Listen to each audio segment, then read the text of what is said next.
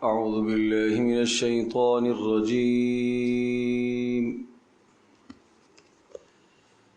بسم الله الرحمن الرحيم. طاسين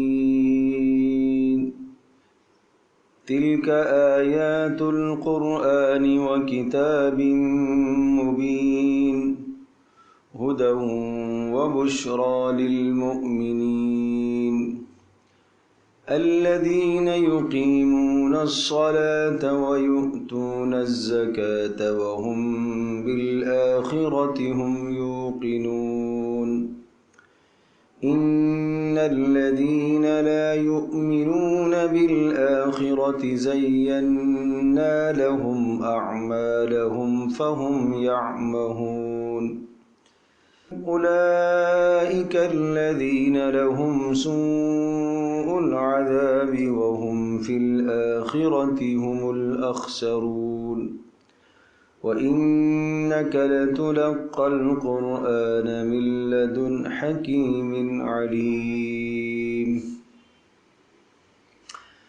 یہ سورۃ النمل ہے اور یہ بھی مکی سورت ہے.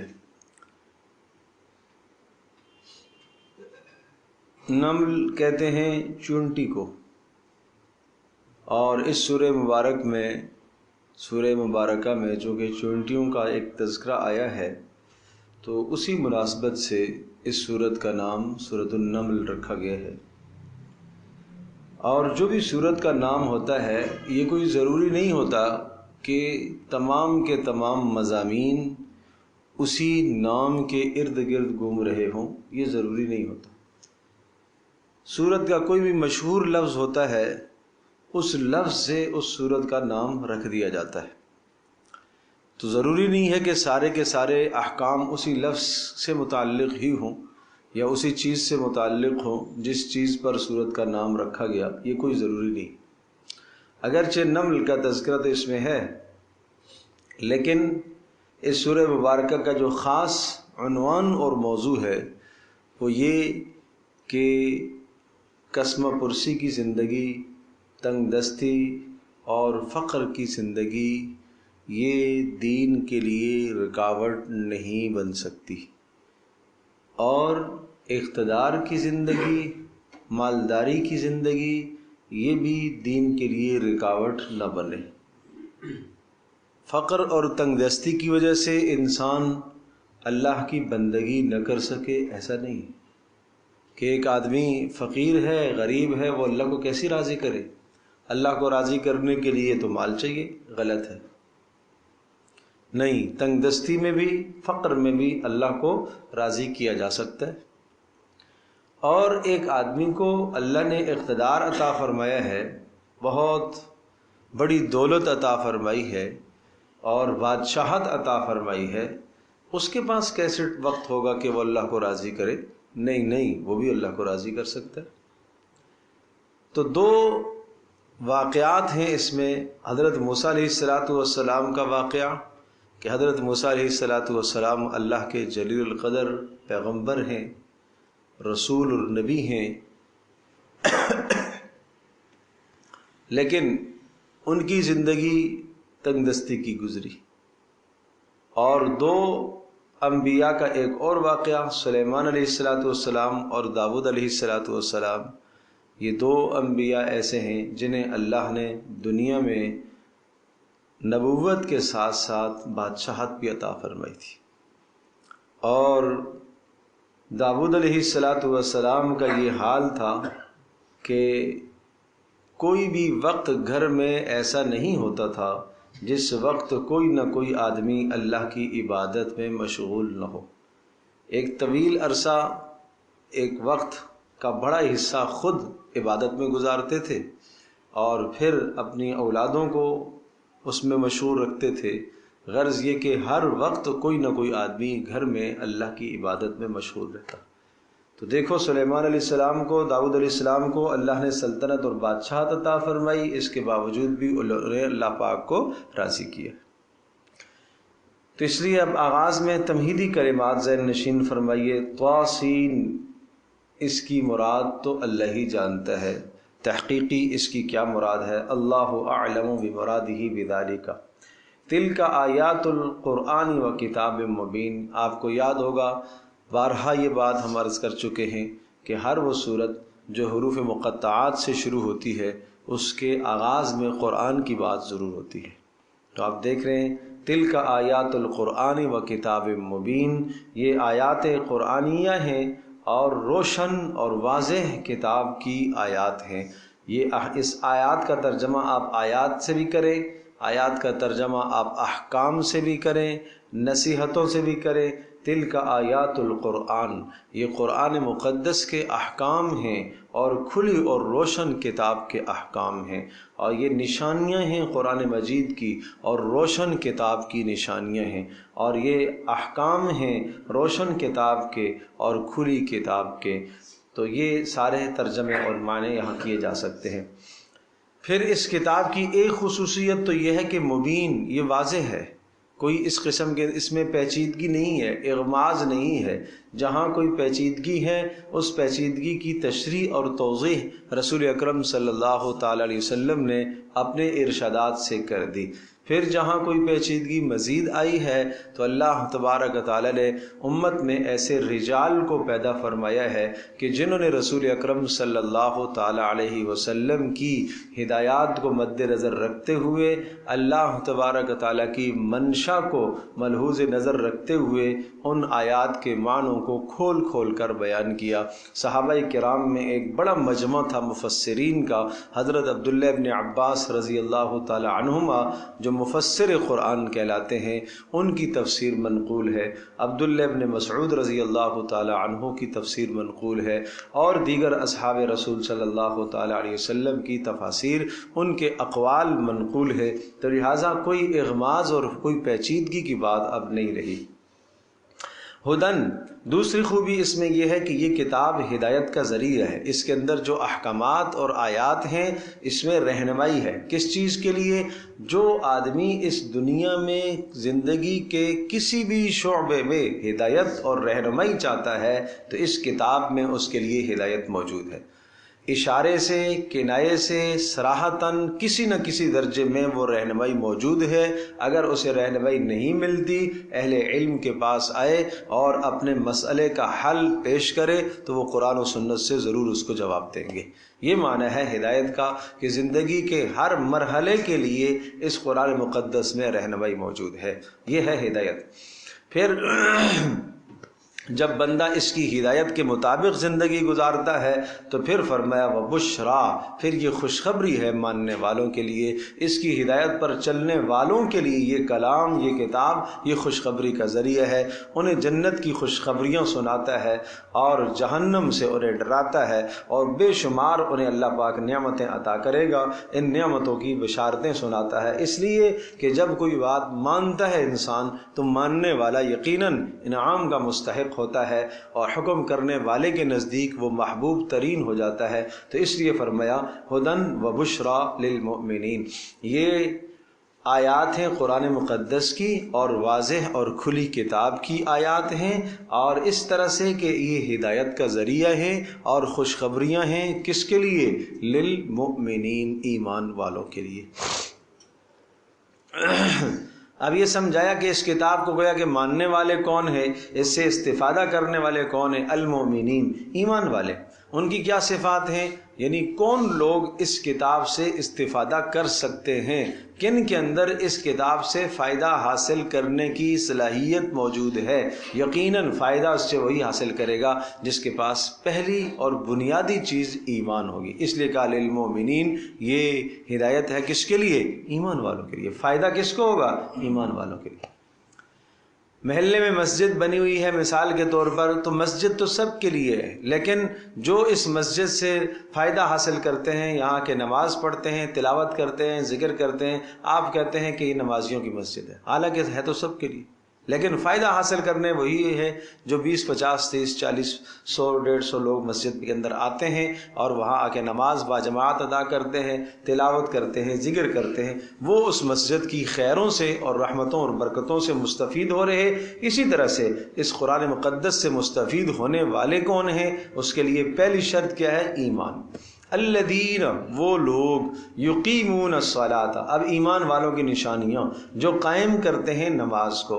یہ لفظ کتنی مرتبہ پہلے آ چکا. نماز کو قائم کرنے کا معنی ہم بتاتے رہتے ہیں کہ قائم کرنے کا معنی صرف نماز ادا کرنا نہیں ہے، بلکہ نماز کو تمام کے تمام واجبات اور فرائض اور سنتوں اور مستحبات کے ساتھ نماز کو اطمینان کے ساتھ ادا کرنا، اس کو کہتے ہیں اقامت الصلاۃ. اور پھر وہ خود بھی نماز قائم کرتے ہیں اور دوسروں کو بھی نماز قائم کرواتے ہیں. عبادات میں سے پہلی یعنی عبادت بدنیہ میں سے نماز اہم ہے، اس کو ذکر فرما دیا. پھر عبادات مالیہ ویؤتون الزکاۃ، اور زکوٰۃ کو ادا کرتے ہیں. تو یہ عبادات مالیہ میں سے اہم چیز کیا ہے؟ زکوٰۃ ہے. اس سے مراد زکوٰۃ جو فرض ہوتی ہے صاحب نصاب پر وہ بھی مراد ہے، اور اس کے بعد نفلی اموال خرچ کرنا. وہم بالآخرۃ ہم یوقنون، اور ان کی تیسری خوبی خاص طور پر یہ ہے کہ انہیں آخرت کا یقین ہے.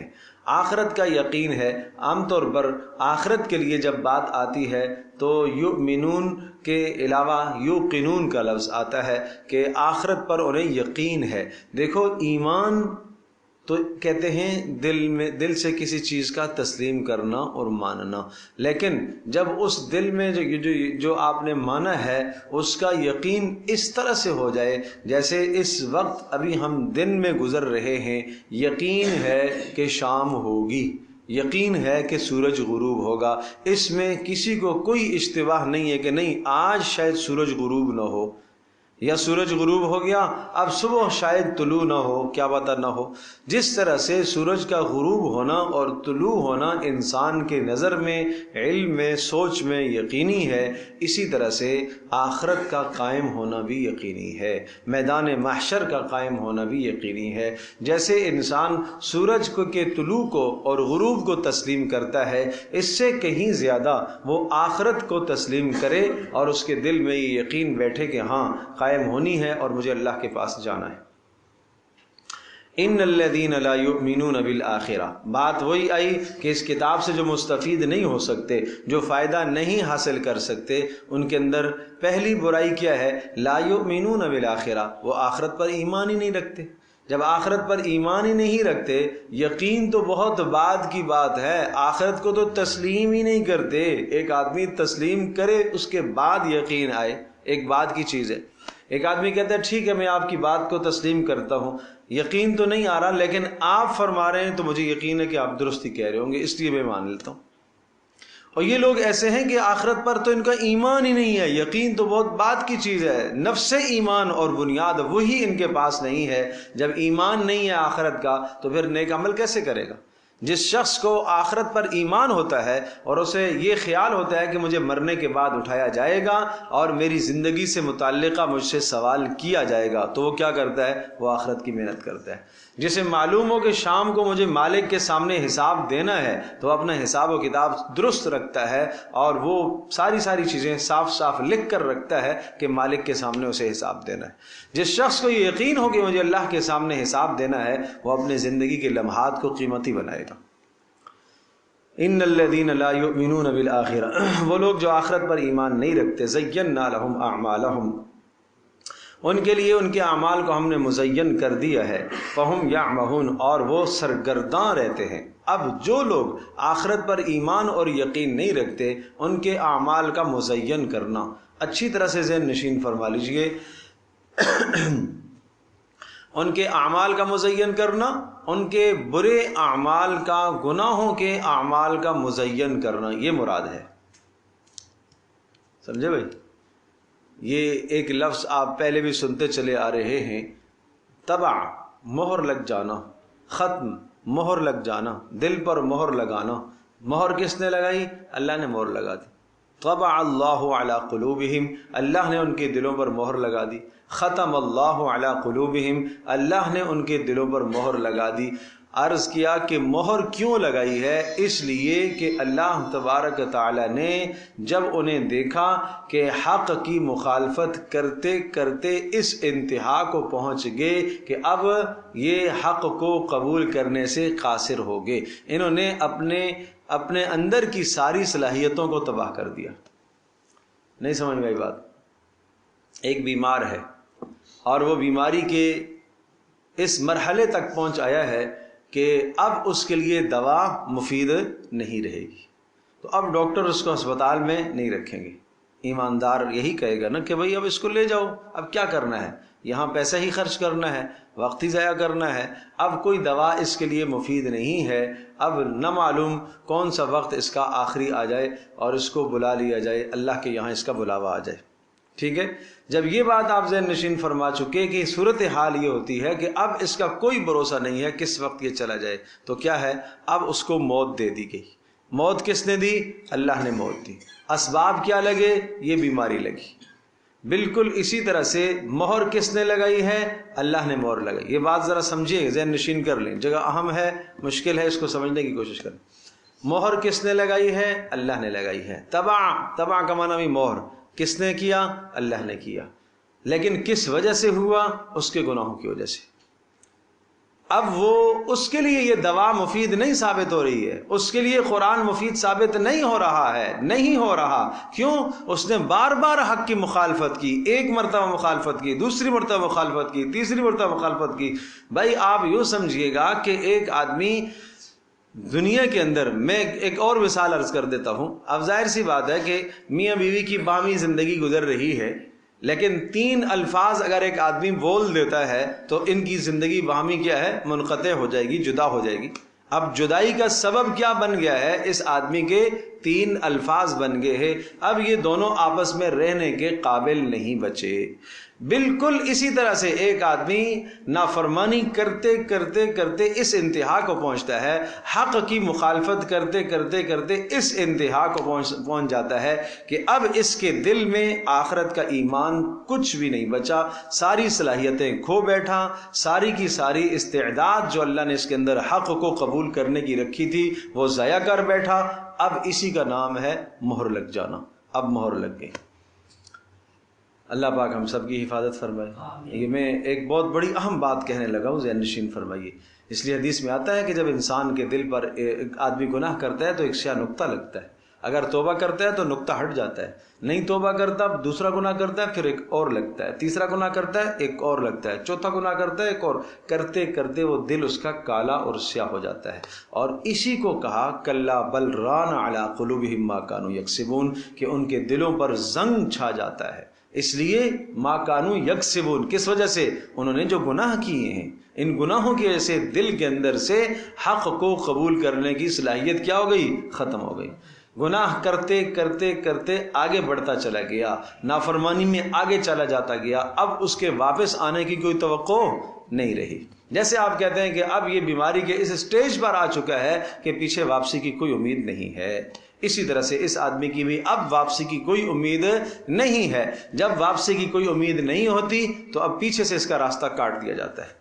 اب اس کا خاتمہ طے ہی ہے کہ کفر پر ہوگا، اب اس کا خاتمہ کفر ہی پر ہوتا ہے، پیچھے سے ہدایت کے راستے اس سے کاٹ دیے جاتے، اس لیے کہ وہ خود اس نے ختم کر دیے، گناہ کر کے، نافرمانی کر کے اور حق کی مخالفت کر کے سارے راستے اس نے از خود منقطع کر دیے۔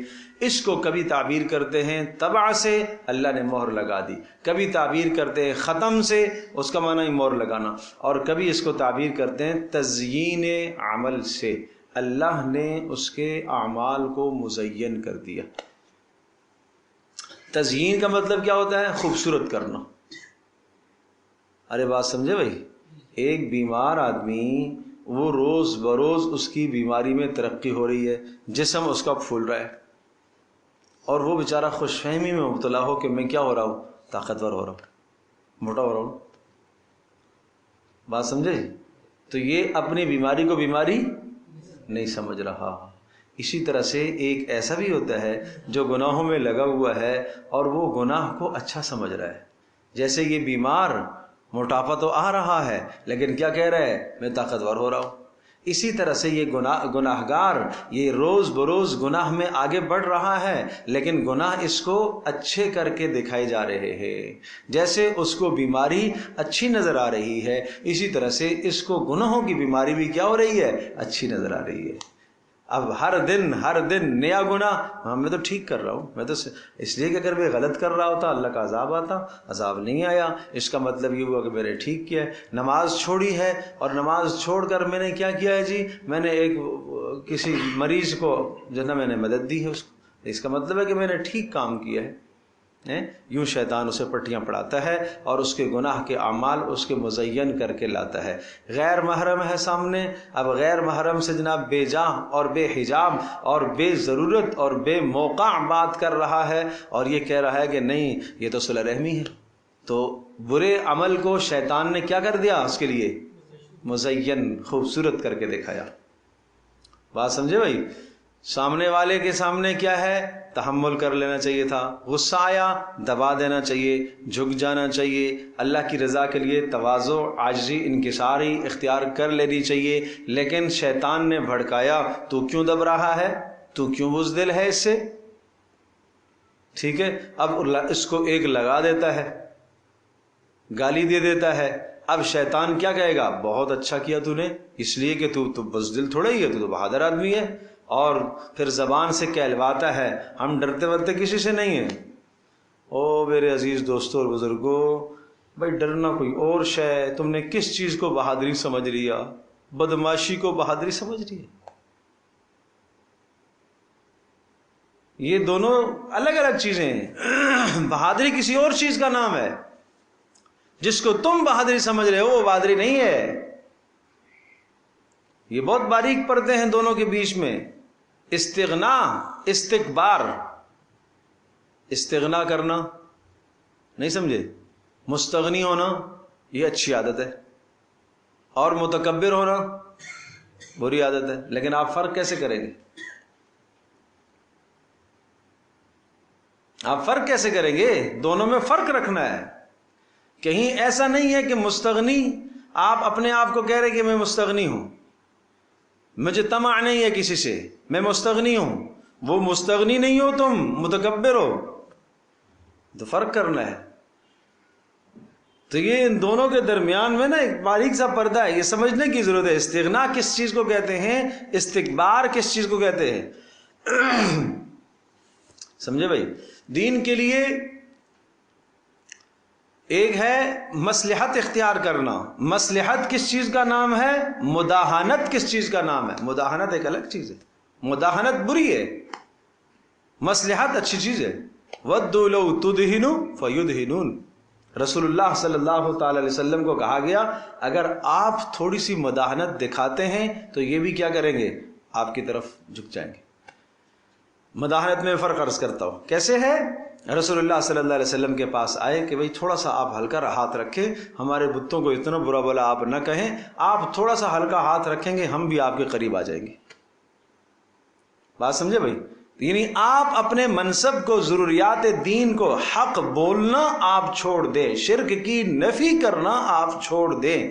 جب آپ یہ چھوڑیں گے تو اس چیز کا نام کیا ہے، مداہنت ہے. یہ مصلحت نہیں ہے. ضروریات دین کو چھوڑنا وہ مصلحت نہیں ہوتی، وہ مداہنت ہے. یہ مداہنت ہے. اگر آپ علیہ الصلوۃ والسلام کچھ برائی کرنا چھوڑ دیتے تو یہ زیادہ قریب آ جاتے، لیکن کار نہیں ایسا. مصلحت ایک الگ چیز ہے. تو یہ سمجھنی چاہیے کہیں آدمی مصلحت اختیار کرتے کرتے مداہنت کا شکار نہ ہو جائے، کہیں مستغنی ہوتے ہوتے متکبر نہ بن جائے.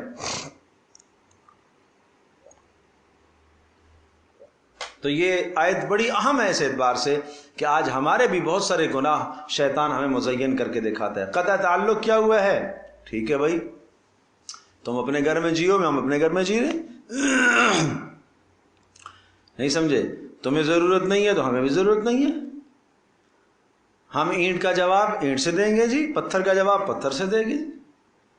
اس طرح کے جملے ہماری زبانوں پر جب آتے ہیں تو یہ ہے تزیین عمل کہ شیطان نے ہمارے لیے ہمارے گناہ کیا کر دیے، اچھے کر دیے، اچھے کر کے دکھا رہا ہے. وہی بیماری ہے، بیمار ہو رہا ہے، موٹا ہو رہا ہے جسم، لیکن یہ کہہ رہا ہے کہ جناب میں طاقتور ہو رہا ہوں.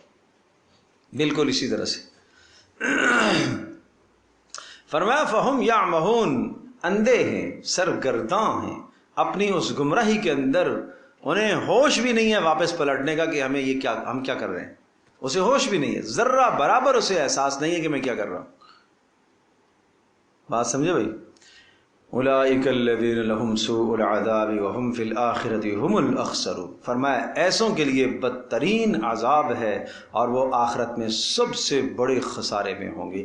یہ تو ہو گئے تمہیدی کلمات کہ قرآن کو ماننے والے، اس سے فائدہ حاصل کرنے والے کون ہیں اور اس سے فائدہ حاصل کرنے والے کون لوگ نہیں ہیں جو نہیں فائدہ حاصل کر سکتے، یہ تمہید آ گئی۔ اس تمہید کے بعد وَإِنَّكَ لَتُلَقَّى الْقُرْآنَ مِن لَدُنْ حَكِيمٍ عَلِيمٍ، اے نبی جی وَإِنَّكَ لَتُلَقَّى الْقُرْآنَ، آپ کو ایک عظیم الشان کلام ملا ہے، عظیم الشان کتاب آپ کو ملی ہے، مِن لَدُنْ حَكِيمٍ عَلِيمٍ، اس پاک پروردگار کی جانب سے جو حکمتوں والا بھی ہے اور جاننے والا بھی ہے، اس اللہ کی طرف سے آپ کو احکام ملے۔ سنیے گا کیا کہا؟ اس اللہ کی طرف سے آپ کو قرآن ملا ہے جو حکیم بھی ہے علیم بھی ہے۔ حکیم کا مطلب کیا ہے؟ کہ اس کا کوئی بھی کام حکمت کے بغیر نہیں ہے، اس کا کوئی بھی حکم حکمت کے بغیر نہیں ہو سکتا، اور علیم وہ سب کی مصلحتوں سے آگاہ ہے اور جانتا ہے۔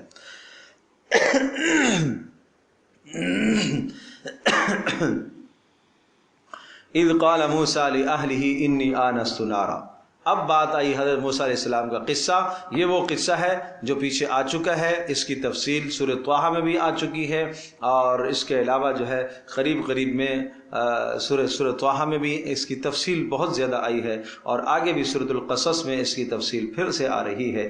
تو اذ قال موسیٰ لأہلہ انی آنست نارا، وہ وقت یاد کرو جب کہا موسیٰ علیہ السلام نے اپنی اہل سے۔ اب یہ وہی قصہ آیا ہے، میں نے آپ سے عرض کیا تھا کہ موسیٰ علیہ السلام تنگ دستی کی زندگی گزار کر چلے گئے لیکن اللہ کو راضی کیا، اس مقصد کے لیے قصہ سنایا۔ انی آنست نارا، کہ میں آگ کو لے کر میں محسوس کر رہا ہوں آگ، سآتیکم منہا بخبر، میں وہاں سے لے کر آؤں گا کوئی خبر، او آتیکم بشہاب، یا میں لے کر آؤں گا تمہارے پاس بشہاب کوئی انگارہ، قبس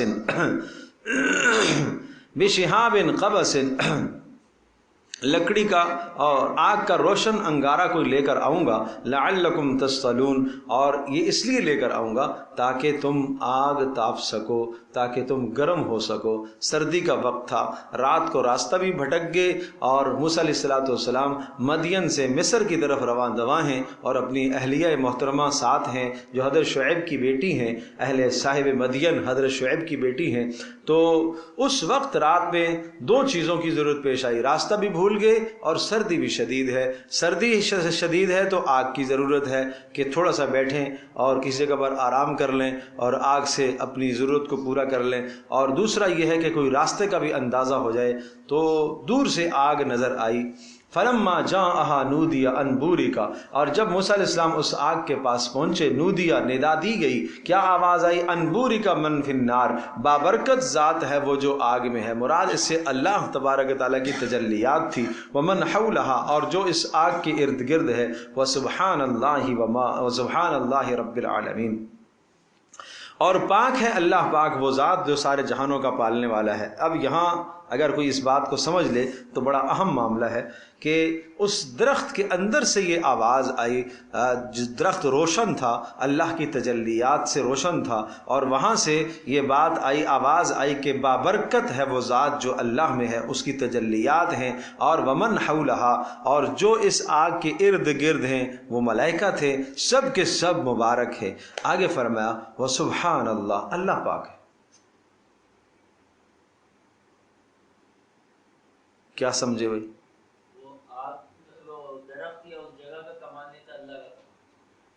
کچھ بات بنی، اور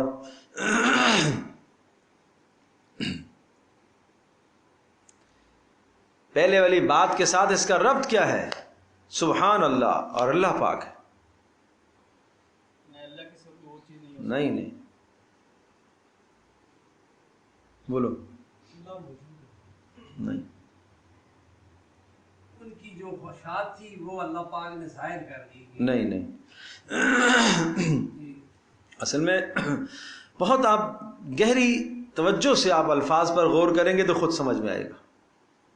اور میں پھر وہی عرض کروں گا کہ یہ باتیں وہی ہیں کہ صرف آدمی کو محض ترجمے سے نہیں آئیں گی، آدمی کو کسی شخص کے پاس بیٹھنا پڑے گا، سیکھنا پڑے گا۔ اب میں عرض کرتا ہوں، پھر آپ دیکھیے کیا معنی بنتا ہے، کیسا شاندار معنی بنتا ہے کہ جب موسیٰ علیہ السلام آئے اس آگ کے پاس اور آواز دی گئی انبورک من فی النار، بابرکت ذات ہے، برکت والی ذات ہے وہ جو یہاں پر ہے، یعنی جس کی تجلیات آگ کے اندر ہیں، یہ روشنی یہ اللہ کی طرف سے تھی، اللہ کی ذات بابرکت ہے۔ ومن حولہا، اور اس آگ کے ارد گرد جو مخلوق ہے یعنی ملائکہ وہ بھی بابرکت ہے۔ وسبحان اللہ، اور اللہ پاک ہے اس بات سے کہ آپ اسے دیکھ سکیں۔ نہیں سمجھے؟ اللہ اس بات سے پاک ہے کہ آپ اس کو دیکھ سکیں، یعنی آپ اس کو نہیں دیکھ سکتے، نہیں دیکھ سکتے۔ اللہ اس بات سے پاک ہے، رؤیت سے اس دنیا میں پاک ہے۔ اللہ پاک اس کو، آپ اللہ کو اس دنیا میں نہیں دیکھ سکتے۔ یہ معنی ہے سبحان اللہ کا۔ ٹھیک ہے، اچھا جب دیکھ نہیں سکتے تو پھر اس سے کام کیسے لیں گے ہم؟ کہا رب العالمین، ارے تمہارا کام کیا، وہ تو سارے جہانوں کا کام کرتا ہے، سارے جہانوں کا پالنے والا ہے، وہ کیوں نہیں تمہارے کام کرے گا؟ تو نظر نہ آنا اس بات کی دلیل تو نہیں ہے کہ آپ کے کام کرنے سے عاجز آ گیا ہے۔ اللہ آپ کو نظر نہیں آ رہا نا، آپ اسے دیکھ نہیں سکتے، لیکن اس کی ذات آپ کو نظر نہیں آ رہی ہے، اس کی قدرت، اس کی تجلیات، اور ہر پتہ اس کی ذات اور اس کی کبریائی کا اور اس کی صفات کا ہمیں پتہ دے رہا ہے۔ ایک پتہ بھی اپنے وجود میں اللہ کی کبریائی پر اور اللہ کی ذات پر دلالت کرتا ہے، بارش کا قطرہ اللہ کی ذات پر دلالت کرتا ہے۔ اور ایک شاعر کہتا ہے البعرۃ تدل علی البعیر، کہ جب اونٹ چلتا ہے صحراؤں کے اندر اور وہاں سے اونٹ گزرا ہے، اونٹ کی مینگنیاں پڑی پڑی نظر آتی ہیں تو پتہ چلتا ہے کہ یہاں سے کوئی اونٹ گزرا ہے، اور آدمی جب گزرتا ہے تو اس کے پاؤں کے نشان چھپ جاتے ہیں صحرائی مٹی پر، پتہ چلتا ہے کہ یہاں سے کوئی آدمی گزرا ہے۔ کا اتنا بڑا نظام کائنات کا کیا نہیں ذات دلالت کرتا اس ذات پر جو خبیر ہے، بصیر ہے، اس اللہ کو نہیں بتاتا؟ تو سورج چاند کا نظام، ایک وقت مقررہ پر طلوع ہونا، غروب ہونا، یہ سب کچھ اللہ کی قدرت کے دلائل ہیں، یہ اللہ کی وجود پر سب چیزیں دلیل ہے، بھائی سمجھنے کی ضرورت ہے۔ یا موسیٰ انہ انا اللہ العزیز الحکیم، اے موسیٰ، اب یہ اللہ کی طرف سے خطاب آیا، سن لے، انہ انا اللہ، میں ہوں اللہ، العزیز غلبے والا، الحکیم حکمت والا۔ ایک ایک لفظ میں غور کرنے کی ضرورت ہے۔ میں عرض کر رہا ہوں قرآن کا کون سا لفظ اس جگہ پر ہے؟ ان اللہ القدیر اگر آ جاتا، نہیں، وہ موضوع نہیں تھا، یہی موضوع ہے جو یہاں پر آیا ہے۔ الحکیم ہے، اگر العلیم ہو جاتا، نہیں، وہی لفظ موضوع ہے جو یہاں پر آیا ہے۔ یہ اس طرح سے یہ ایک ایک حرف قرآن کا، ایک ایک لفظ قرآن کا یوں سمجھ لیجئے کہ خوبصورت ایک لڑی کے اندر پروئے ہوئے موتیوں کی طرح ہے، خوبصورت پروئے ہوئے ترتیب وار۔ اگر یہ موتی ادھر پہلے آیا ہے اور یہ بعد میں، نہیں، ایسا نہیں، جیسے ترتیب بنانے والے نے ترتیب بنایا، ہر سانچے کے اندر وہ موتی ڈلا ہوا ہے، اسی طرح سے قرآن کے الفاظ ہیں۔ انہ انا اللہ، میں اللہ ہوں، میں متکلم ہوں، بات تو تجھ سے کر رہا ہوں، لیکن میری آواز تجھے سنائی دے رہی ہے، سمت متعین نہیں کر سکو گے کس طرف سے آواز آ رہی ہے، اور میں متکلم ہوں، کلام کرنے میں، بات کرنے میں ان الفاظ کا محتاج نہیں ہوں، العزیز غلبے والا ہوں، الحکیم حکمتوں والا ہوں، اور میرا ہر حکم اس وقت یہاں پر تجھے نبوت سے سرفراز کیا جا رہا، یہ میری حکمت کا تقاضا ہے۔ وَأَنْ أَلْقِ عَصَاكَ، اور ڈال دیجئے اپنا عصا، یہ پوچھی تفصیل سے یہ پہلے بھی آ چکا، وَأَلْقِ عَصَاكَ، اور اپنے عصا کو ڈال دیجئے، فَلَمَّا رَآهَا تَهْتَزُّ، اور جب دیکھا موسیٰ علیہ السلام نے، تہتز، کہ وہ عصا وہ تو بن گیا سانپ اور بن کے بھاگ رہا، تہتز وہ حرکت کر رہا ہے، کأنہا جان، ایسی حرکت تھی جیسا کہ ایک باریک سانپ ہوتا ہے۔ دیکھو یہ بات پہلے بھی بتا چکا ہوں کہ موسیٰ علیہ السلام کے ہاتھ میں جو لاٹھی تھی، جب وہ سانپ بنی تو اس کی حرکت ایسی تھی، سرعت اور تیزی، جیسے کہ باریک پتلا دبلا سانپ ہوتا ہے، اور وہ جسامت میں اژدہا تھا، اژدہا اتنا پھرتیلا نہیں ہوتا جتنا کہ باریک پتلا سانپ پھرتیلا ہوتا ہے. تو جان کہتے ہیں پھرتیلے سانپ کو، باریک سانپ کو کہتے ہیں. تو گویا کہ یہ رفتار میں اور چلنے میں اس باریک کی طرح تھا، جسامت اور جسے میں کس کی طرح تھا؟ وہ موٹے اژدہے کی طرح تھا. وَلَّا مُدْبِرًا وَلَمْ يُعَقِّبْ، موسیٰ علیہ السلام نے جب یہ منظر دیکھا پیٹھ پھیر کر بھاگے، وَلَمْ يُعَقِّبْ مڑ کر بھی نہ دیکھا. یہ بات یاد رکھیے گا کہ یہ اس طرح سے گھبراہٹ کا آ جانا، اچانک موسیٰ علیہ السلام کے سامنے وہ لاٹھی جو ہے وہ سانپ بن جاتی ہے، اس طرح سے گھبرا جانا یہ انسان کی فطرت ہے، یہ نبوت کے منافی نہیں ہے. موسیٰ علیہ السلام کیوں ڈرے؟ یہ انسان ہونے کے ناطے سے. آپ راستے میں چلتے چلتے ایک دم سے سامنے کوئی آدمی آ جاتا ہے اور آپ ڈر گئے تو وہ کہے گا بزدل ہو تم. نہیں، یہ بزدلی نہیں کہلاتی، یہ انسان کی فطرت ہے. ٹھیک ہے جی، تو یہ فطرت ہے انسان کی. اس ڈر کی وجہ سے کوئی بزدلی کا حکم نہیں لگایا جائے گا، یہ فطرتی خوف ہے انسان کو، ہر انسان کو ہوتا ہے. یا موسیٰ لا تخف، اللہ پاک نے فرمایا موسیٰ ڈریے نہیں. انی لا یخاف لدی المرسلون، بے شک انی لا یخاف لدی، میرے پاس میرے یہاں رسول ڈرا نہیں کرتے. یعنی جب ان کو رسالت کا منصب ہم دیتے ہیں تو انہیں ڈرنا نہیں چاہیے.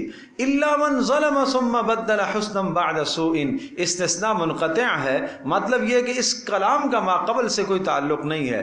یعنی ڈرے تو وہ جس نے ظلم کیا ہو. آپ نے کوئی ظلم کیا ہے؟ نہیں. پھر الا من ظلم کا معنی ہے لیکن من ظلم، ہاں جس نے ظلم کیا ہے وہ آدمی اسے ڈر لگتا ہے. ثم بدل حسنا بعد سوء، اور پھر تبدیل کر دیا جاتا ہے اس ثم بدل حسنا بعد سوء، یعنی اس گناہ اور ظلم کو اچھائی سے بدل دیا جاتا ہے برائی کے بعد. مانا اگر وہ توبہ کر لیتا ہے تو اس کے ظلم کو اچھائی سے یعنی نیکی سے بدل دیا جائے گا. فإنی غفور الرحیم، اور میں بخشنے والا مہربان ہوں. وادخل یدک فی جیبک تخرج بیضاء، اور ڈال دیجئے اپنے ہاتھ کو اپنے گریبان میں. تخرج بیضاء، نکلے گا وہ روشن، من غیر سوء، بغیر کسی بیماری کے. فی 9 آیات، ان 9 نشانیوں میں یہ ایک نشانی اور بھی ہے. فی 9 آیات، 8 پہلے تھی اور 9 ہو گئی. فی 9 آیات الی فرعون و قومی، ان 9 نشانیوں کو لے کر جائیے فرعون کے پاس اور اس کی قوم کے پاس. اس کی تفصیل پیچھے سورۃ الاعراف میں بھی آ چکی ہے، سورہ بنی اسرائیل میں بھی آ چکی ہے کہ وہ 9 نشانیاں کیا ہیں. انہم کانوا قوما فاسقین، بے شک یہ لوگ حد سے تجاوز کرنے والے ہیں، اللہ کی اطاعت سے نکلنے والے. فلما جاءتهم آیاتنا مبصرۃ، اور جب ان کے پاس پہنچی ہماری نشانیاں. کیا نشانیاں؟ موسیٰ علیہ السلام کو جو 2 ہم نے معجزے دیے تھے، ایک عصا اور دوسرا ید بیضاء، سفید ہاتھ موسیٰ علیہ السلام کا معجزہ، اور ایک اژدہا. یہ 2 معجزے ہم نے دیے. اور موسیٰ علیہ السلام کے زمانے میں جادو کا عروج تھا، اسی وجہ سے اسی مناسبت سے 2 معجزے اللہ پاک نے موسیٰ علیہ السلام کو عطا فرمائے تھے. فلما جاءتهم آیاتنا مبصرۃ، اور جب ہماری نشانیاں ان کے پاس آئیں. مبصرہ، مبصرہ کا معنی کیا ہے؟ آنکھیں کھول دینے والی نشانیاں، کہ جسے دیکھ کر، جس نشانی کو دیکھ کر انسان کی آنکھ کھل جائے، بصیرت حاصل ہو جائے کہ واقعتاً یہ درست کہہ رہا ہے. ایسی واضح نشانی کہ اس وقت میں تمام کے تمام جادوگر عاجز آگے کے نہیں. بھائی جو موسیٰ علیہ السلام چیز لے کر آ رہے ہیں، یہ جادو کی کوئی صنف اور قسم نہیں ہے، یہ واقعتاً کوئی خدائی طاقت ہے. بات سمجھے بھائی؟ سب جادوگر کہہ اٹھے کہ یہ جادو نہیں ہے، یہ کوئی اللہ کی طاقت ہے، یہ کوئی اور طاقت ہے جس کا مقابلہ ہم نہیں کر سکتے. تو پتہ یہ چلا کہ وہ 2 دلیلیں اللہ نے جو موسیٰ علیہ السلام کو عطا فرمائی تھیں، یہ 2 دلیلیں کیا تھیں؟ بصیرت پیدا کرنے والی، کامل بصیرت بنانے والی دلیلیں تھیں. قالوا هذا سحر مبین، تو زبان سے بس یوں کہنے لگے. بات وہ ہے کہ جب انسان کے پاس کوئی جواب نہیں ہوتا تو کوئی الٹا الزام لگانے کو تیار ہوتا ہے. قالوا کہنے لگے هذا سحر مبین، ارے یہ تو کھلا جادو ہے. وجحدوا بها واستيقنتها انفسهم ظلما وعلوا. میرے عزیز دوستوں اور بزرگوں اور میری ماں بہنوں، اس کو سمجھو. معنی یہ ہے کہ اچھی طرح سے آپ کو سمجھنا چاہیے کہ حق بات سامنے آئے تو اس کا انکار نہیں کرنا چاہیے. وجحدوا بها، انہوں نے اس نشانی کا انکار کیا. واستيقنتها انفسهم ظلما وعلوا، اور ان کے نفسوں نے ان کو ابھارا ہے ظلم پر اور غرور پر. اندر سے ظلم اٹھتا ہے، اندر سے غرور اٹھتا ہے. یہ غریب آدمی یہ بلا ہمیں سمجھائے گا، میرے پاس تو مال ہے، میرے پاس تو اقتدار ہے، میرے پاس تو دنیا کا سامان اور چیزیں ہیں، یہ غریب آدمی اس کو نبوت کیوں مل گئی ہے، اس کو یہ منصب کیوں مل گیا ہے، اس کو یہ اچھائی کیوں ملی ہے. یہ اندر سے غرور اٹھتا ہے، متکبر کے اندر سے غرور اٹھتا ہے. فانظر کیف کان عاقبۃ المفسدین، اے نبی آپ دیکھیے پھر کیا انجام ہوا ان مفسدوں کا، ان سے حد سے تجاوز کرنے والوں کا اور فسادیوں کا انجام پھر کیا ہوا. وہ انجام یہاں مذکور نہیں ہے، بس قرآن اتنی بات کرتا ہے. میں نے عرض کیا تھا کہ صرف واقعہ سنانے کا مقصد کیا تھا کہ فقر و فاقے اور تنگ دستی کے اندر رہ کر بھی اللہ کو راضی کیا جا سکتا ہے. بات سمجھے نہیں سمجھے؟ یہ مقصد تھا. اور ساتھ ساتھ رسول اکرم صلی اللہ علیہ وسلم کے زمانے اور آپ علیہ السلام کی امت کو متنبہ کرنا مقصود تھا کہ حق کے انکار کا نتیجہ پھر اللہ کا عذاب آیا کرتا ہے. بس یہاں اختصار سے کر دیا فانظر، پھر دیکھیں کیا انجام ہوا ان لوگوں کا جنہوں نے حق کو جھٹلایا. یعنی ان کا انجام کیا ہوا؟ فرعونی سب کے سب ڈوبے کہ نہیں ڈوبے؟ وہ ڈوبنے کا یہاں تذکرہ نہیں ہے، وہ پیچھے سورہ طٰہٰ کے اندر تفصیل سے اس کا تذکرہ آ چکا ہے، اور سورہ شعراء کے اندر بھی اس کی تفصیل آ چکی ہے. اب آگے دوسرا واقعہ سنیے گا.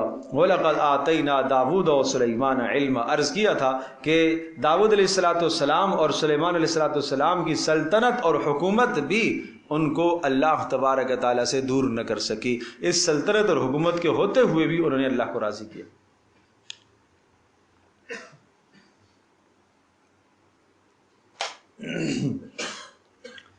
اب یہاں اس رکوع میں جو باتیں ہیں وہ ذہن نشین فرمائیے گا. نمبر 1، سلیمان علیہ السلام اور داؤد علیہ السلام کی سلطنت اور حکومت وہ اللہ سے دور کرنے کا ذریعہ نہیں بنی بلکہ اللہ کو پانے کا ذریعہ بنی. نمبر 2، سلیمان علیہ السلام کی حکومت کی وسعت، اور نمبر 3، حضرت سلیمان علیہ السلام کا شکر، اور نمبر 4، سلیمان علیہ السلام کی نگرانی، اور نمبر 5، توحید ایک فطری امر ہے، اور نمبر 6، بلقیس کو خط کا روانہ کرنا. حضرت سلیمان علیہ السلام نے ملکہ سبا بلقیس کو ایک خط لکھا. وَلَقَدْ آتَيْنَا دَاوُودَ وَسُلَيْمَانَ عِلْمًا، اور ہم نے عطا کیا داود اور سلیمان دونوں کو ہم نے علم عطا فرمایا. داود علیہ السلام باپ ہیں، بیٹے ہیں سلیمان علیہ السلام، دونوں کو ہم نے علم عطا کیا. علم سے مراد یہاں پر شریعت کا علم بھی ہے، اور علم سے مراد سلطنت اور حکومت کو چلانے کا علم بھی ہے. نظام سیاست بھی ہم نے ان کو عطا کیا، نظام شریعت بھی ہم نے ان کو عطا کیا. تو یاد رکھیے گا، نظام سیاست قائم ہوتا ہے نظام شریعت کے ساتھ. نظام سیاست قائم ہوتا ہے کس کے ساتھ؟ نظام شریعت کے ساتھ. اگر آپ نظام سیاست کو نظام شریعت سے الگ کر دیں گے تو وہ سوائے قارون اور دجال اور حامان اور فرعون ان کی سلطنتوں کے سوا کچھ نہیں ملتا. تو یہ اس لیے تو ان پیغمبروں کی سلطنتوں کا تذکرہ آیا ہے کہ دیکھو نا، انہوں نے نظام سیاست کو کس طرح سے تابع کیا ہے نظام شریعت کے. تو ہمیشہ سیاست کو شریعت کے تابع کرنا ہوتا ہے. دنیا کہتی ہے کہ شریعت الگ چیز ہے، سیاست الگ چیز ہے. نہیں سمجھے؟ اب ایک حدیث سناتا ہوں. رسول اللہ صلی اللہ تعالی وسلم نے ارشاد فرمایا، کانت بنو اسرائیل تسوسہم الانبیاء. بنی اسرائیل قوم کی سیاست انبیاء کیا کرتے تھے. بنی اسرائیل کی سیاست کون کرتے تھے؟ انبیاء کیا کرتے تھے. اور جب بھی ایک نبی چلا جاتا تو نبی کے بعد دوسرا نبی آ جاتا، وہ اس قوم کی کیا کرتا؟ سیاست کرتا. لیکن آپ نے فرمایا میں آخری رسول ہوں، میرے بعد کوئی نبی نہیں آئے گا، میرے بعد میرے خلفاء ہوں گے. میرے بعد کون ہوں گے؟ میرے خلفاء.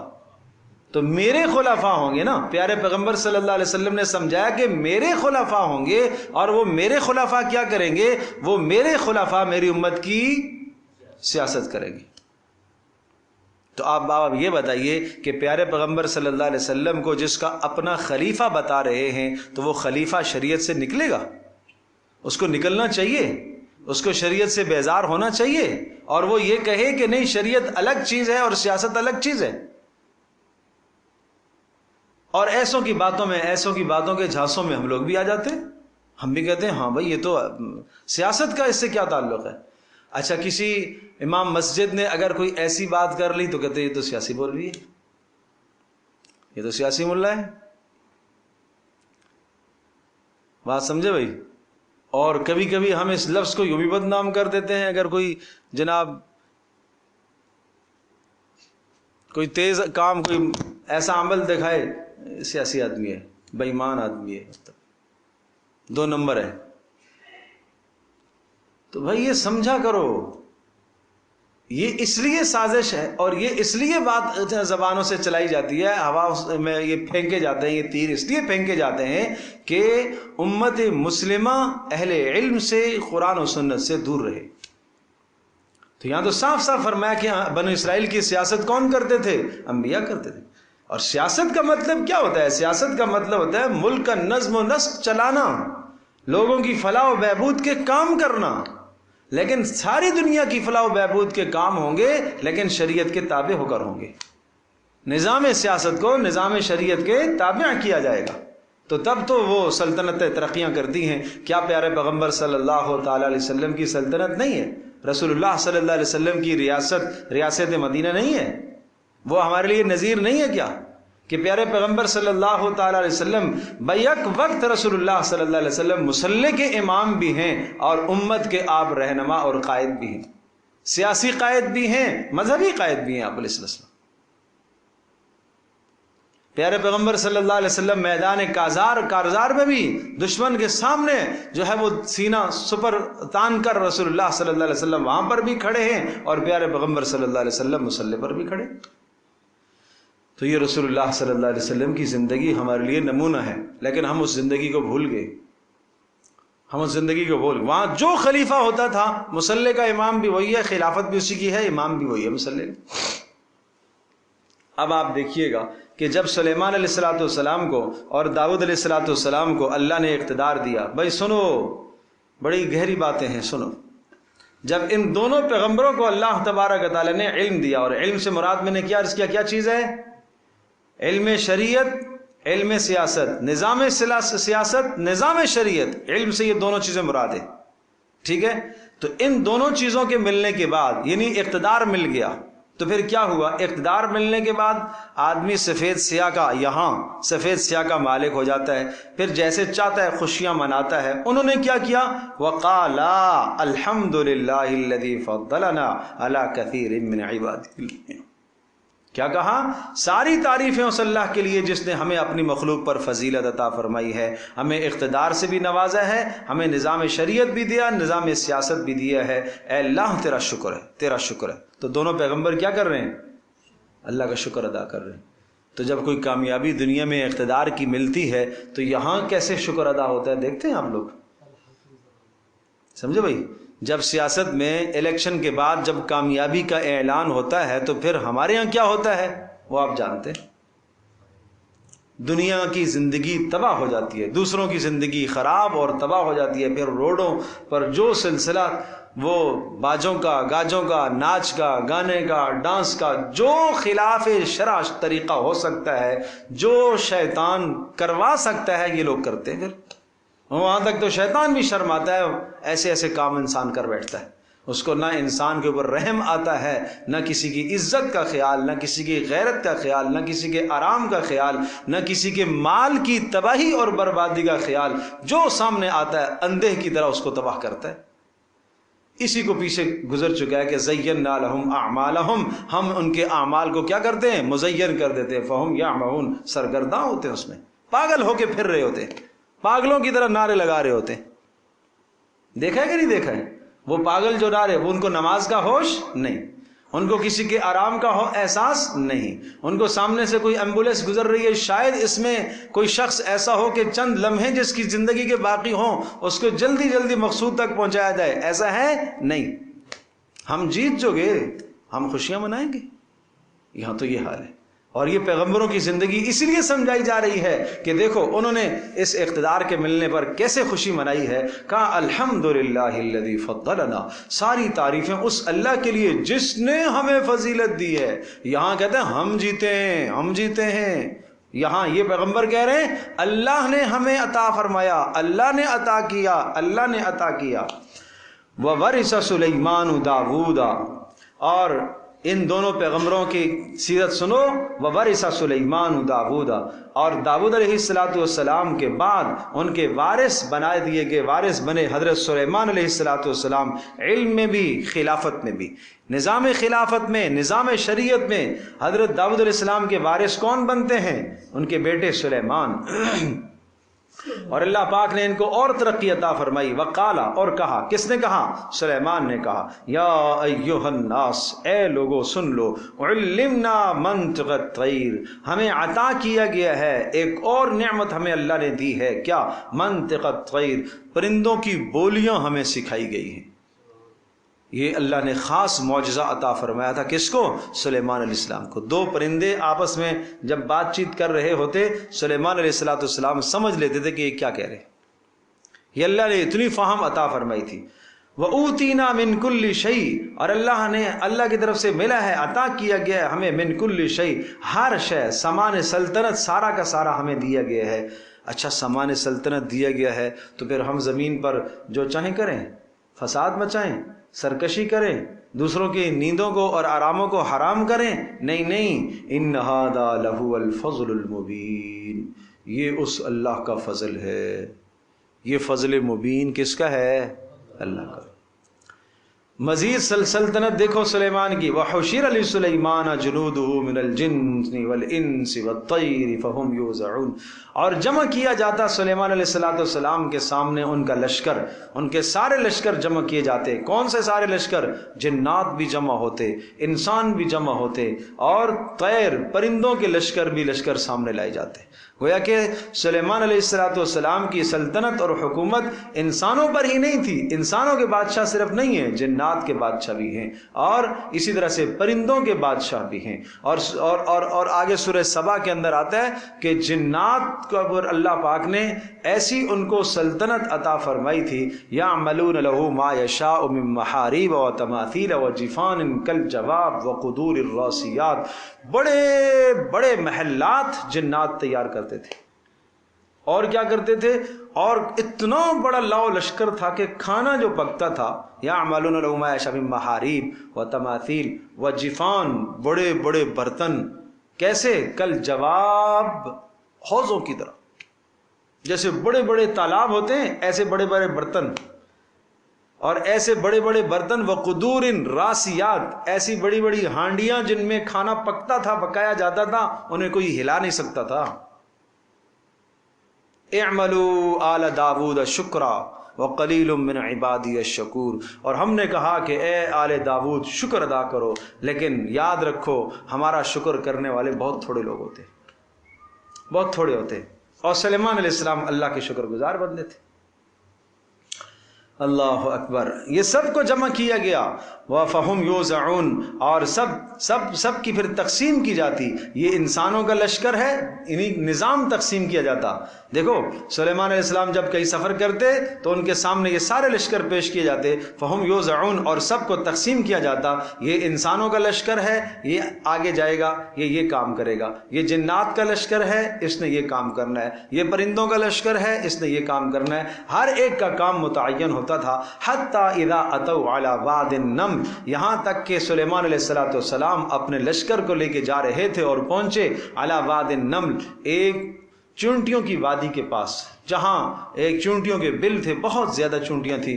قالت نملۃ یا ایھا النمل ادخلوا مساکنکم، ایک نملہ نے کہا، ایک چونٹی نے کہا، جو ملکہ تھی، جو سردار تھی تمام کی تمام چونٹیوں کی، اس نے کہا یا ایھا النمل، اے چونٹیوں، ادخلوا مساکنکم، سب کی سب اپنے سوراخوں میں اور بلوں میں داخل ہو جاؤ۔ کیوں؟ لا یحطمنکم سلیمان، کہیں ایسا نہ ہو سلیمان تمہیں رون ڈالے، وجنودہ، اور اس کا لشکر، وہم لا یشعرون، اور انہیں شعور بھی نہیں ہے۔ سلیمان علیہ السلام کے بارے میں اس چونٹی نے یہ تبصرہ کیا، اور یہ آواز اللہ نے سلیمان علیہ السلام کے کان تک پہنچائی، اور بولی تو سمجھتے تھے، بولی تو سمجھتے تھے. ہوا بھی مسخر اور تابع تھی، اور ظاہر سی بات ہے کہ آواز منتقل کرنے کا ذریعہ ہوا ہے، تو ہوا کے ذریعے سے وہ آواز سلیمان علیہ السلام کے کانوں میں پہنچی، اور سلیمان علیہ السلام نے سارے لشکر کو وہاں روکا اور اس چونٹی کو بلوایا. کیا سلیمان کوئی ظلم کرتا ہے؟ تو نے یہ کہا کہ سلیمان تمہیں رون ڈالے اور اس کا لشکر تمہیں رون ڈالے. چونٹی نے پھر اگلا جواب دیا، یہ میں نے یہ بھی تو کہا ہے نا وَهُمْ لَا يَشْعُرُونَ، کہ ہم چھوٹی چھوٹی ہیں جسامت کے اعتبار سے، اور سلیمان اور اس کا لشکر ہمیں دیکھ نہیں سکے گا. لا يشعرون. حکمت کی بات سمجھ میں آئی ہے کہ ہم چھوٹی چھوٹی ہیں اور ہم نظر نہیں آئیں گی. تو میں نے معذرت بھی تو کی ہے، میں نے یہ بھی تو بیان کیا ہے، یہ تو نہیں کہا کہ آپ ظالم ہیں. میں نے یہ کہا ہے کہ آپ کو پتہ نہیں چلے گا، اس لیے اب ہمیں رون ڈالیں گے. اس لیے کہ عالم الغیب تو آپ نہیں ہیں. نظام سلطنت اتنا آپ کے پاس ہے، سب کچھ ہے، لیکن عالم الغیب تو آپ نہیں ہیں نا. بات سمجھے بھائی؟ تو یہ چونٹی یہ جملہ بول رہی ہے. اللہ پاک نے اس چونٹی کا کلام کیوں ذکر فرمایا ہے؟ ایک وجہ تو یہ ہے کہ اس لیے کلام ذکر فرمایا کہ اس نے اپنی ہم جولیوں کی، اپنی ہم مذہبوں کی، ہم مشربوں کی فکر کی. اللہ کو اس کی فکر اتنی پسند آئی. کیا فکر کی؟ کہ دیکھو تم مر نہ جاؤ، تمہیں سلیمان علیہ السلام اور اس کا لشکر تمہیں کہیں رون نہ ڈالے. اس لیے اللہ پاک نے ان کا کلام ذکر کیا. بات سمجھے بھائی؟ اور دوسری وجہ یہ بھی ہو سکتی ہے کہ آگے جو جملہ آ رہا ہے وَهُمْ لَا يَشْعُرُونَ، اس کی سمجھداری اور فہم کو آپ دیکھیے کہ ایک ادنا سی ادنا مخلوق وہ بھی اتنی بات کو سمجھتی ہے. اس کے فہم کو ذکر کرنے کے لیے اللہ نے یہ کلام ذکر فرمایا. فَتَبَسَّمَ ضَاحِكًا مِّن قَوْلِهَا، سلیمان علیہ السلام مسکرائے اس کی بات کو سن کر اور کہنے لگے وَقَالَ رَبِّ أَوْزِعْنِي. اب مسکرا کر کیا کہنا چاہیے؟ ایک تو یہ تھا ہمارے جیسا کوئی ہوتا تو لوگوں کو کہتا دیکھی میری حکومت، چونٹیاں بھی ڈر گئی ہیں میری بات سے. 3 میل کے فاصلے سے چونٹی کی اس بات کو سلیمان علیہ السلام نے سن لیا تھا. 3 میل کے فاصلے سے. تفسیر روح المعانی میں یہ بات مذکور ہے. اللہ اکبر. کہ عالم الغیب تو صرف اللہ کی ذات ہے. چونٹی بھی اس بات کو جانتی ہے. وقال رب اوزعنی، اور سلیمان علیہ السلام نے کہا اے ہمارے پروردگار، اے میرے رب، اوزعنی ان اشکر نعمتک التی، اے اللہ مجھے توفیق عطا فرما، ان اشکرہ کہ میں شکر ادا کروں، نعمتک آپ کی نعمت کا شکر، التی انعمت علیہ وہ نعمت جو تو نے میرے اوپر کی ہے، وعلی والدیہ اور میرے والدین پر جو تو نے نعمت کی ہے، وان اعمل صالحا ترضا اور اس بات کی توفیق مجھے عطا فرما، ان اعمل صالحا کہ میں نیک عمل کر لوں، ایسا نیک عمل ترضا جس سے تو راضی ہو، وادخلنی برحمتک اور مجھے داخل کیجیے اپنی رحمت کے ذریعے سے، فی عبادک الصالحین اپنے نیکوکار بندوں میں. یہ دعا ہمیں بھی کرنی چاہیے. رب اوزعنی ان اشکر نعمتک التی انعمت علی وعلی والدی وان اعمل صالحا ترضا، اے اللہ تو مجھے توفیق عطا فرما کہ جو نعمتیں تو نے میرے اوپر کی ہیں، میرے ماں باپ پر کی ہیں، میں ان نعمتوں کا شکر ادا کروں. پتہ یہ چلا، سنیے گا، پتہ یہ چلا کہ انسان کے ذمے واجب اور لازم ہے کہ آدمی اللہ کا شکر ادا کرے، اللہ کا شکر ادا کرے. نمبر 1 اس نعمت کے بدلے میں جو اللہ نے ہمیں دی ہے، مجھے دی ہے، ہر ایک آدمی کو. نمبر 2 اس نعمت کے بدلے میں جو اللہ نے میرے ماں باپ کو دی ہے. نہیں سمجھے؟ آج ایک جوان کسی قابل ہوا ہے تو اس کو یہاں تک پہنچانے میں ماں باپ کا کردار ہے کہ نہیں ہے؟ پھر ماں باپ کو اللہ پاک نے جو بھی نعمت ادا، مال دیا، مال خرچ کر کے اس اولاد کو اس قابل بنایا، باپ نے پڑھایا، محنت کی، ہنر سکھایا، سب کچھ کیا. ماں باپ کو اللہ نے ذہنی صلاحیت دی تو اولادوں کی کیا کی؟ تربیت کی. تو لہٰذا اولادوں کے ذمے لازم اور واجب ہے کہ اپنے اوپر ہونے والی نعمتوں کا بھی شکر ادا کریں اور اپنے ماں باپ پر ہونے والی نعمتوں کا بھی کیا کریں؟ شکر ادا کریں. اور اللہ سے یہ مانگیں کہ اللہ اس عمل کی توفیق دے جس عمل پر کیا ہے تو راضی ہے، جس عمل پر تو راضی ہے، اے اللہ اس عمل کی مجھے توفیق عطا فرما. اور اس سے زیادہ واضح کلمات میں ایک اور دعا ہے سورہ احقاف کے اندر ہی ہے، وہاں پر بھی وہ بھی پڑھنی چاہیے اور وہ دعا بھی کرتے رہنا چاہیے. رب اوزعنی ان اشکر نعمتک التی انعمت علی وعلی والدی وان اعمل صالحا ترضاہ واصلح لی فی ذریتی انی تبت الیک وانی من المسلمین. سبحان اللہ. انی تبت الیک و انی من المسلمین، اے اللہ مجھے توفیق عطا فرما کہ میں اس نعمت کا شکر ادا کروں جو تو نے میرے اوپر کی ہے اور میرے ماں باپ پر کی ہے، اور مجھے نیک عمل کی بھی توفیق دے، اور اے اللہ میری اولادوں کو بھی اچھا بنا۔ اس میں اولادوں کا بھی تذکرہ ہے۔ سورہ احقاف کے دوسرے رکوع میں وہ دعا ہے، اس دعا کو بھی پڑھنے کا معمول بنایا کریں، اس سے ماں باپ کا شکر بھی ادا ہوگا، اللہ نے جو ماں باپ کو نعمتیں دے رکھی تھیں ان کا شکر بھی ادا ہوگا، اور اولادوں کو نیک راہ پر لانے کی بھی وہ بہترین دعا ہے۔ وَتَفَقَّدَ الطَّيْرَ فَقَالَ مَا لِيَ لَا أَرَى الْهُدْهُدْ، اور فرمایا وَتَفَقَّدَ الطَّيْرَ، اور جستجو کی، تفقد کیا، تفقد احوال مطلب ہے معلوم کرنا کہ سارے، حاضری جس کو آپ کہہ سکتے ہیں، حاضری لگائی۔ سلیمان علیہ السلام اپنی سلطنت سے غافل نہیں تھے، ایک بادشاہ کو، ایک سلطنت والے کو، ارباب اقتدار کو اسی طرح سے ہونا چاہیے کہ نگرانی ایسی ہو جیسے سلیمان علیہ السلام کی نگرانی تھی۔ ایک پرندہ غائب ہوا تو فوری پتہ چل گیا کہاں ہے وہ۔ بات سمجھ میں آئی بھائی؟ یہاں ملک میں کیا کچھ ہو رہا ہے، علاقے میں کیا کچھ ہو رہا ہے، کس کو خبر ہے؟ خبر ہے تو تب بھی جو ہے بے خبر ہے۔ وَتَفَقَّدَ الطَّيْرَ، اور سلیمان علیہ السلام نے جستجو کی، حاضری لی پرندوں کی، فقال، کہنے لگے مَا لِيَ لَا أَرَى الْهُدْهُدَ أَمْ كَانَ مِنَ الْغَائِبِينَ۔ اب یہاں پر بھی بڑا اہم نقطہ قرآن یہ لفظ ذکر کرتا ہے، کیا کہا؟ مَا لِيَ لَا أَرَى الْهُدْهُدَ، مجھے کیا ہوا کہ میں نہیں دیکھ رہا ہدہد کو، مجھے کیا ہوا کہ میں نہیں دیکھ رہا۔ یہ نہیں کہا ہدہد کہاں گیا ہے، نہیں سمجھے بات؟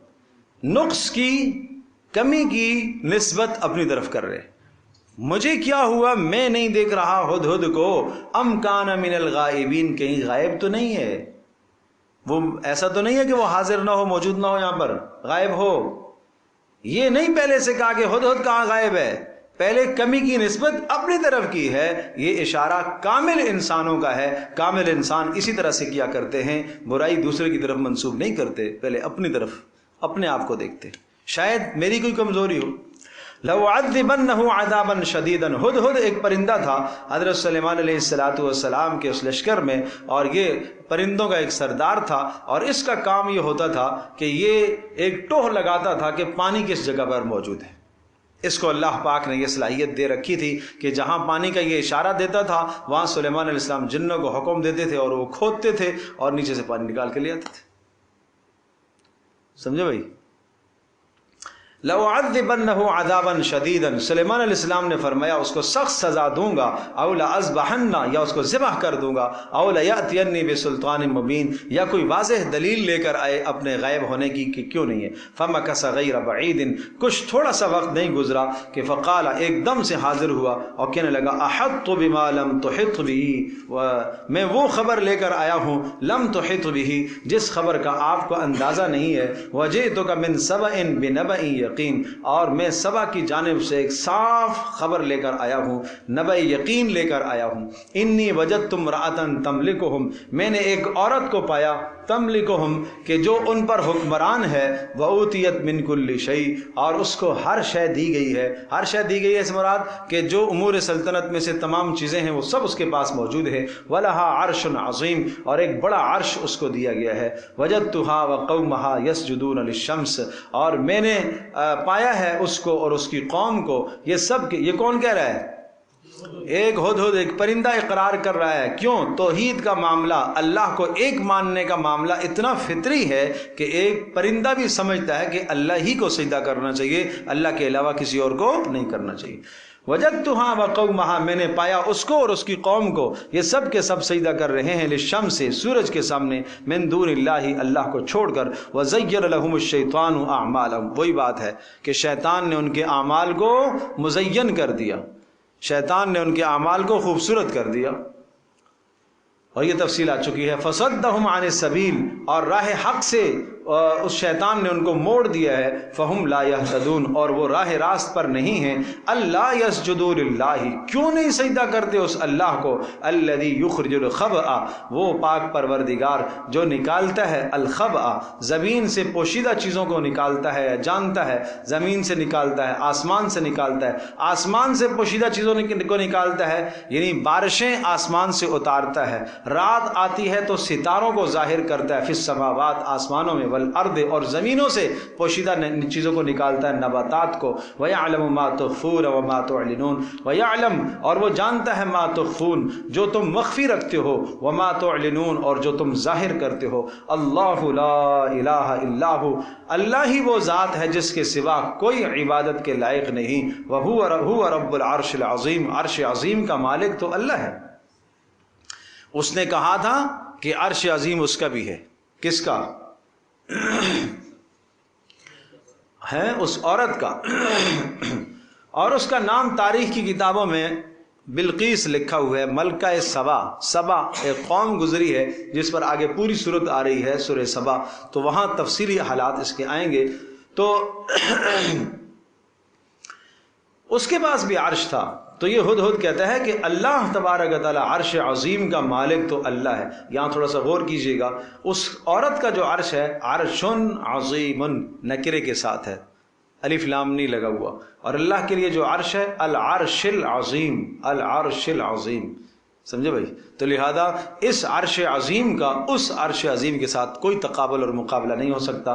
क़ाल सनंदुरु असदक़्त अम कुन्त मिनल काज़िबीन, सुलेमान अलैहिस्सलाम आलिमुल गैब नहीं हैं, कहने लगे सनंजुरु, हम देखते हैं, असदक़्त, तूने सच बोला या झूठ बोला, असदक़्त, तूने सच कहा, अम कुन्त मिनल काज़िबीन, या तूने झूठ कहा। इज़हब बिकिताबी हादा, ये ख़त मेरा ले और जा, फ़अल्क़िह इलैहिम, और ख़त उनके सामने जाकर डाल देना। इन परिंदों से उस वक्त ये काम भी सुलेमान अलैहिस्सलाम लेते थे।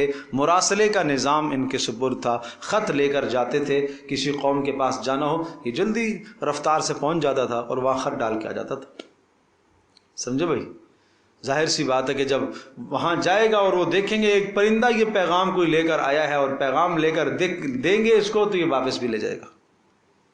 समझे भाई।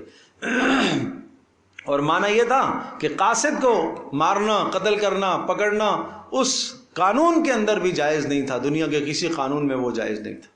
तो इसलिए अगर कोई चाहते तो उस परिंदे को पकड़ लेते, लेकिन नहीं, इसलिए कि कासिद है तो कासिद को पकड़ना दुरुस्त नहीं होता था। सुम्मा तवल्ला अन्हुम फंजुर मादा यरजिउन, और फिर वहाँ से पीछे हो जाना और देखना, फंजुर इंतज़ार करना, मादा यरजिउन, क्या वो जवाब देते हैं, क्या कलिमात कहते हैं। क़ालत या अय्युहल मलाउ, जब वो ख़त उस बिल्कीस के पास पहुँचा, बिल्कीस अपने महल के अंदर आराम कर रही थी और इस परिंदे ने, हुदहुद ने जाकर उसके सामने ये ख़त डाला और उसने उठाया और खोला तो उसमें ये कलिमात थे। और उसने सब अपनी सल्तनत वालों को जमा किया, वज़रा को, और कहने लगी, इन्नी उल्क़िया इलैया किताबुन करीम, बेशक मेरे पास एक इज़्ज़त वाला ख़त आया है। क्या ख़त है? इन्नहु मिन सुलैमान व इन्नहु बिस्मिल्लाहिर रहमानिर रहीम। ये शुरू हो रहा है इस कलिमे से, ये सुलेमान बिन दाऊद की जानिब से ख़त जा रहा है और इसका आगाज़ बिस्मिल्लाहिर रहमानिर रहीम से है। समझो भाई। तो पैगम्बरों का कलाम देखो, आगाज़ किससे हो रहा है? बिस्मिल्लाहिर्रहमानिर्रहीम से। तो बिस्मिल्लाहिर्रहमानिर्रहीम ख़त के आगाज़ में लिखना ये सुलेमान अलैहिस्सलाम से चला आ रहा है। प्यारे पैगम्बर सल्लल्लाहु अलैहि वसल्लम भी इसका इल्तिज़ाम व अहतमाम फरमाया करते थे और बेहतर तहरीरों में इस तरह से इसका इंतज़ाम व अहतमाम करना चाहिए, कराना चाहिए। आजकल लोग उसका मुतबादिल 786 लिख देते हैं, इसकी कोई हकीकत नहीं है, बिस्मिल्लाह ही लिखनी चाहिए। अल्लाह तालू अलैया वअतूनी मुस्लिमीन, कोई लंबा चौड़ा ख़त नहीं था, एक ही जुमला है, अल्लाह तालू अलैया, सरकशी मत मचाओ, सरकश मत हो जाओ, गुरूर मत दिखाओ, तकब्बर मत दिखाओ, वअतूनी मुस्लिमीन, और इस्लाम के साथ मेरे पास आ जाओ। वअतूनी मुस्लिमीन, मेरे ताबे हो जाओ। इख्तिदार सुलेमान अलैहिस्सलाम को अल्लाह ने अता फरमाया है। दो बातें हैं, अगर अपने उस इख्तिदार पर कायम होना है तो ताबे होना पड़ेगा मेरे दीन के, इस दीन के ताबे आपको होना पड़ेगा। तो इस तरह से सुलेमान अलैहिस्सलाम ने ये ख़त भेजा और ये ख़त उस तक पहुँचा। फिर उसने अपने तमाम के तमाम अराकीन सल्तनत से और सब अपने वज़रा से मशवरा किया। क़ालत या अय्युहल मलअ अफ्तूनी फ़ी अमरी मा कुन्तु क़ातिअतन अमरन हत्ता तशहदून। ये इंशाअल्लाह अगली नशिस्त में हम जिक्र करेंगे। सजदा लाजिम है इन आयात की वजह से, सीधा कर लीजिएगा, अभी वक्त मकरूह चल रहा है। الحمدللہ رب العالمین والصلاة والسلام علی سید الانبیاء والمرسلین وعلی صحبہ اجمعین. اللہم انا نسألک الہدی والتقی والعفاف والغنی. اللہم انا نعوذ بک من الفتن ما ظہر منها وما بطن. ربنا لا تجعلنا فتنة للقوم الظالمین ونجنا برحمتک من القوم الکافرین. اللہم استر عوراتنا وآمن روعاتنا. اللہم ارحمنا بالقرآن العظیم واجعل لنا اماما ونورا وهدى ورحمة. اللہم ذکرنا مما نسینا وعلمنا مما جہلنا وارزقنا تلاوته آناء الليل واطراف النہار واجعله لنا حجة یا رب العالمین. اللہم استر عوراتنا وآمن روعاتنا. اللہم استر عوراتنا وآمن روعاتنا. اے اللہ ہماری اس مجلس کو قبول فرما. اے اللہ ہماری اس نشست کو قبول فرما. اے اللہ قرآن کے انوارات سے، رحمتوں سے، برکتوں سے ہم سب کو مالا مال فرما. اے اللہ ہر شر اور ہر فتنے سے تو ہم سب کی حفاظت فرما. اے ارحم الراحمین، اے اللہ ہماری اس مجلس کو قبول فرما. بزرگوں کا، دوستوں کا، ماؤں بہنوں کا آنا قبول فرما. اے اللہ سب کا آنا قبول فرما. اے اللہ ایک ایک قدم پر نیکیاں عطا فرما. اے اللہ قرآن مجید کی محبت ہم سب کو عطا فرما. رمضان مبارک کا مہینہ مقدس آنے والا ہے، اس کی آمد سے پہلے اس کے لیے تیاری کی توفیق عطا فرما. اے اللہ ہماری اس نشست کو قبول فرما. وصلی اللہ تعالی علی خیر خلق محمد.